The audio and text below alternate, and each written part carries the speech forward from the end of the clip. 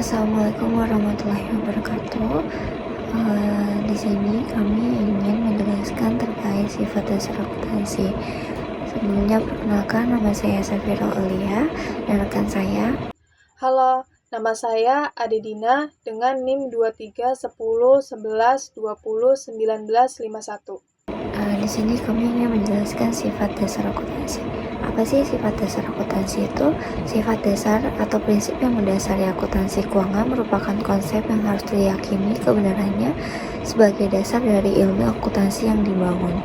Prinsip dasar akuntansi ini bisa menjadi dasar keterbatasan atau sekaligus kekuatan informasi yang nanti akan dibahas lebih lanjut. Banyak kajian yang telah menawarkan dan menjelaskan prinsip atau sifat dasar akuntansi itu.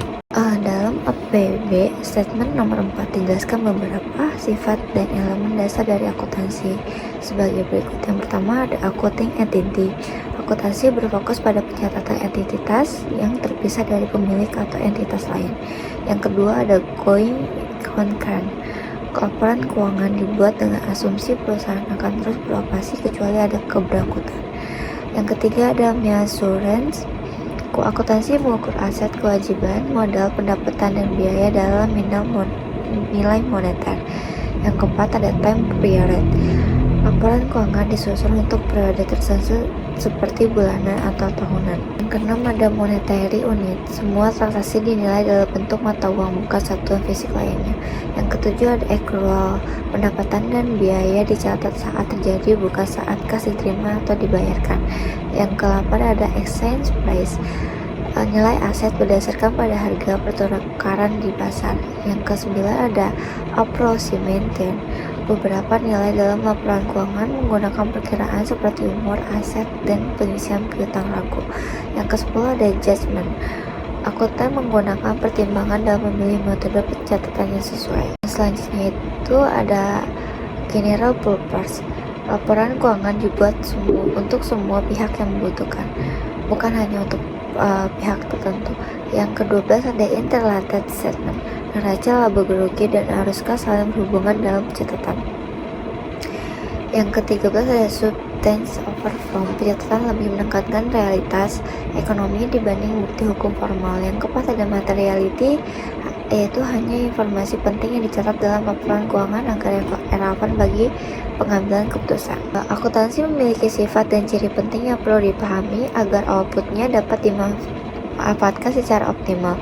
Sebagai alat manajemen atau tool of management, akuntansi berperan besar dalam perencanaan, seperti penyusunan anggaran serta dalam pengawasan, yaitu sebagai pembanding antara realisasi dan rencana untuk mendeteksi penyimpangan dan melakukan koreksi lebih awal. Selanjutnya itu ada siklus akuntansi. Siklus akuntansi adalah proses pengolahan data sejak terjadinya transaksi. Kemudian transaksi ini memiliki bukti yang sah sebagai dasar terjadinya transaksi. Kemudian berdasarkan data atau bukti ini maka diinput ke proses pengolahan data sehingga menghasilkan output berupa informasi laporan keuangan. Siklus akuntansi yang pertama yaitu transaksi atau bukti. Transaksi atau bukti adalah setiap kejadian yang mengubah posisi keuangan seperti kekayaan, utang, modal, dan hasil perusahaan atau lembaga. Setiap transaksi harus didukung oleh bukti. Bukti dapat dibagi menjadi dua jenis. Yang pertama, evidence koroboratif, yaitu dokumen sah seperti cek, faktur, kontrak, notulen rapat, konfirmasi, dan hasil inspeksi. Yang kedua, underlying accounting data, yaitu catatan akuntansi seperti jurnal, buku besar, neraca lajur, dan laporan keuangan. Bukti dari segi bentuknya, yang pertama ada bukti uang, misal kwitansi, kasbon, faktur, itu disebut juga temporary file. Yang kedua, bukti non-uang, misal akte notaris, struktur organisasi, itu disebut juga permanent file. Bukti dari segi kekuatannya, yang pertama, bukti dari pihak independen lebih kuat dari internal perusahaan. Yang kedua, bukti dari perusahaan dengan sistem pengawasan yang baik lebih dapat diandalkan. Yang ketiga, bukti langsung dari akuntan seperti pemeriksaan fisik atau pengamatan lebih kuat dari bukti tidak langsung. Siklus akuntansi yang kedua yaitu buku harian jurnal. Dalam sistem pembukuan Belanda, transaksi dicatat secara kronologis tanpa klasifikasi. Sementara dalam sistem Amerika, pencatatan dilakukan dalam jurnal yang sekaligus mengelompokkan transaksi ke dalam debit dan kredit. Ada dua cara pencatatan jurnal. Yang pertama, General Journal atau jurnal umum tunggal, yaitu semua transaksi dicatat dalam satu buku jurnal. Yang kedua, jurnal khusus dan jurnal umum, yaitu transaksi sejenis dicatat dalam jurnal khusus. Sisanya dicatat di jurnal umum atau serba-serbi. Jenis-jenis jurnal khusus meliputi yang pertama, sales journal, yaitu penjualan kredit. Yang kedua, purchases journal, yaitu pembelian kredit. Yang ketiga, cash receipts journal, yaitu penerimaan kas. Yang keempat, cash disbursement journal, yaitu pengeluaran kas. Yang terakhir ada general journal, yaitu transaksi lain yang tidak masuk jurnal khusus. Perusahaan bebas menyesuaikan jurnal khususnya sesuai kebutuhan, tergantung frekuensi dan jenis transaksi yang terjadi. Siklus akuntansi yang ketiga, yaitu buku besar atau ledger, adalah tempat mencatat semua transaksi yang sudah diklasifikasikan dari jurnal melalui proses posting. Buku besar juga disebut akun, item, atau pos, dan berisi rincian dari seluruh akun perusahaan. Klasifikasi perkiraan dalam buku besar. Yang pertama, menurut laporan keuangan.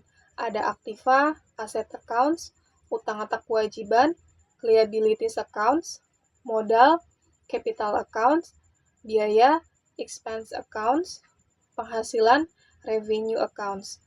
Yang kedua, menurut perlakuan jurnal. Yang pertama, aktiva dan biaya, bertambah di debit dan berkurang di kredit.